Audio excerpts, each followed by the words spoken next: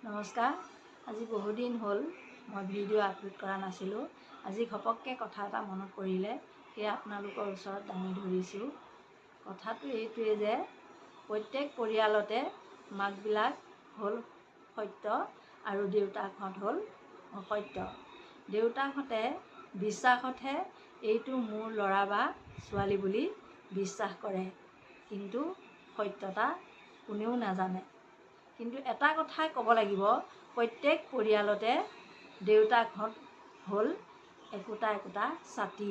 যেনেকৈ বৰষুণ পৰিলে আমি ছাতিটো মেলি লৈ বৰষুণৰ পৰা আমি হাত সাৰিব পাৰোঁ, ঠিক তেনেকৈ দেউতাকসকলেও পৰিয়ালটো ভৰণ পোষণ দিয়ে, ল'ৰা ছোৱালীক পঢ়া শুনা কৰা, ড্ৰেছ পোছাক দিয়া আদি সকলোখিনি কৰে। সেইটো কাৰণে দেউতাকবিলাক হ'ল এটা ছাতি। এতিয়া আপোনালোকে এইটো কথা অকণমান ভালকৈ চালি জাৰি চাবচোন। মোৰ কথাখিনি সত্য নে অসত্য কমেণ্টত জনাব। ধন্যবাদ থাকিল।